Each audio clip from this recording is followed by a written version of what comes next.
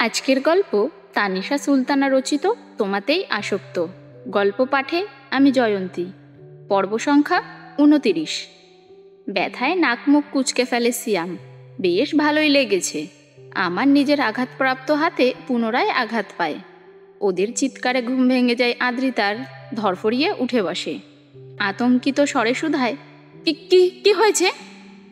Ivan দাঁড়িয়ে পড়েছে ইতিমধ্যেই। দাঁত কেলিয়ে হেসে জবাব দেয়, নাথিং, এভরিথিং অল রাইট, তুমি ঘুমাও। আদ্রিতা গোল গোল নয়ন ঘুরিয়ে সকলের মুখ পানে তাকায়। কিছুই যে ঠিক নেই বুঝতে পারে, তবে পাল্টা প্রশ্ন করে না।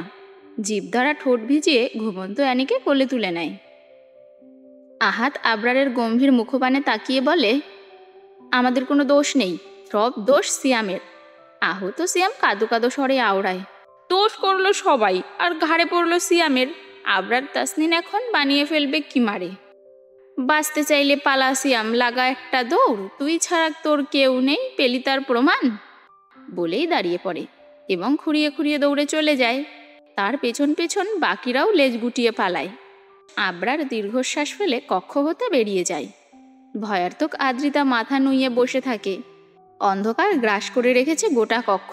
এখান থেকে বের হয়ে যাবেটা কোথায়? নিজের জন্য বরাদ্দকৃত কক্ষে আমান ভাইয়ারা দখল করে নিয়েছে ইতিমধ্যেই, ঢের বুঝতে পারে। বাকি রাতটুকু এই কক্ষেই থাকতে হবে। গোটা দিনে অ্যানি কিছু খায়নি। খাবার ছিল না এমনটা নয়, তবে আদ্রিতাকে ছাড়া খাবার অভ্যেস নেই। খাবার দিয়ে আদ্রিতা পাশে বসে থাকলে তবেই খাবে। আজকে ছিল না, বিধায় খাওয়া হয়নি। ক্ষুধায় ঘুম ছুটে যায় তার। মিউ মিউ আওয়াজ তুলে আদ্রিতার মুখের পানে তাকায়, যেন বোঝাতে চাইল, আমি খেতে চাই। আদ্রিতা টুকটাক কয়েকটা চুমু খায় অ্যানির মাথায়। আদুরে স্বরে বলে, আমার শুয়ো না, এক্ষুনি খাবার আনছি। বলেই বিছানা ছাড়ে। কমফোর্টের মধ্যে থেকে বের হওয়ার পর অনুভব করে বেশ ঠান্ডা। কিছু একটা গায়ে জড়ানো উচিত, না হলে শীতে কাঁপতে কাঁপতে অক্কা পাওয়ার সম্ভাবনা রয়েছে। আশেপাশে তাকিয়ে কিছু একটা খোঁজে এবং পেয়েও যায় আবরারের হুডি। চঞ্চল হাতে চট জলদি সেটা গায়ে জড়িয়ে নেয়। সাদা রঙের হুডিখানা থেকে অদ্ভুত সুন্দর একটা ঘ্রাণ বেরোচ্ছে। কোনো দামি ব্র্যান্ডের পারফিউম হবে হয়তো। আদ্রিতা হুডির মধ্যে মুখ ডুবিয়ে নাক টেনে ঘ্রাণ শুকে নেয়।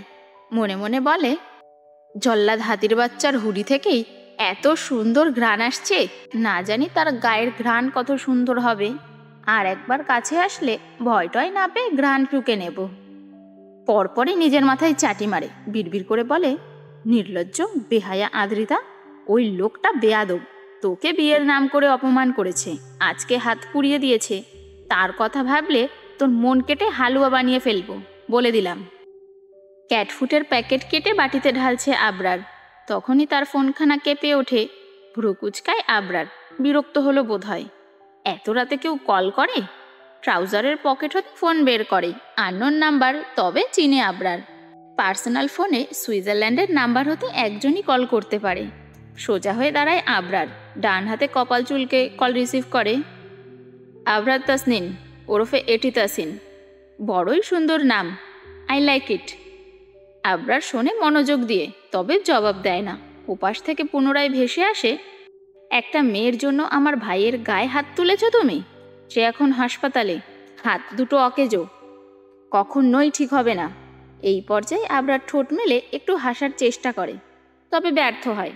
হাসির সাথে সম্পর্ক চুকিয়েছে সেই ছোটবেলায়, এখন চেষ্টা করলেও ধরা দিতে চায় না। কেন করলে এমন? আবরার ফোঁস করে শ্বাস টানে। ট্রাউজারের পকেট হতে সিগারের প্যাকেট বের করে। একখানা সিগারেট ঠোঁটের ভাঁজে পুড়ে লাইটার দিয়ে জ্বালিয়ে নেয়। পরপর সিগারেটে টান দিয়ে ধোঁয়া উড়াতে উড়াতে জবাব দেয়, she is my wife, I know my boy. Information জোগাড় করে ফেলেছি। তোমার বাকিটা শেষ করার আগেই আবরার বলে ওঠে, তার দিকে চোখ তুলে তাকালে চোখ তুলে নেব, সে মন্ত্রীর ছেলে হোক বা আর যেই হোক, মাইন্ড ইট। বলেই কল কাটে। ইতিমধ্যেই কপালের রগ ফুলে উঠেছে। হাত দুটো মুষ্টি করে বন্ধ করে ফেলেছে। ইচ্ছে করছে গোটা দুনিয়া জ্বালিয়ে দিতে। দুই হাত মাথার চুলে খামচে ধরে আবরার, তাতে গোছালো চুলগুলো এলোমেলো হয়ে যায়। সিগারেট প্রায় শেষ পর্যায়ে চলে এসেছে। একটু হলেই ঠোঁটে ছ্যাঁকা লেগে যাবে, কিন্তু সেদিকে খেয়াল নেই আবরারের।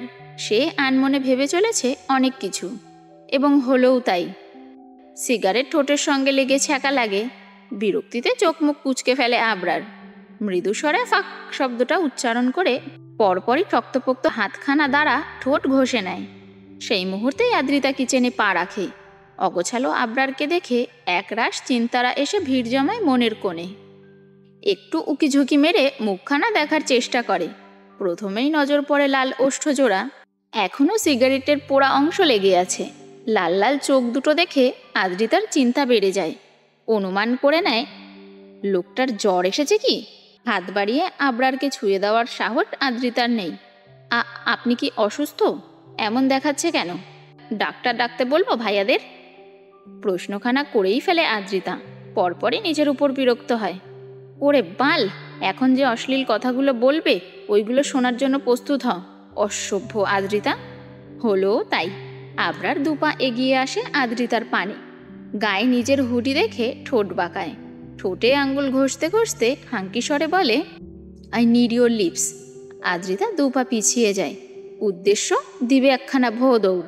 এক দৌড়ে কক্ষে চলে যাবে, তারপর দরজা লক করে দিবে। ব্যাস, আজকের মতো বেঁচে যাবে। আদ্রিতার পরিকল্পনা বোধহয় বুঝতে পারল আবরার। লম্বা হাতখানা বাড়িয়ে পেঁচিয়ে ধরে আদ্রিতার কোমর। পরপরই গলায় মুখ গুজে লম্বা শ্বাস টানে। জমে যায় আদ্রিতা। শক্ত হয়ে দাঁড়িয়ে পড়ে। এটা কি হলো? তলপেটে মোচড় দিয়ে উঠেছে, হাত পা মৃদু কাঁপছে। লোকটার ছোঁয়া ভয়ঙ্করের থেকেও ভয়ঙ্কর। নিজেকে বাঁচাতে আবরারের হাতের ওপর হাত রাখে। কাপা কাপা স্বরে বলে, ছাড়ুন প্লিজ, আমার ভালো লাগছে না। সুবোধ বালকের মতো সত্যিই ছেড়ে দেয় আবরার।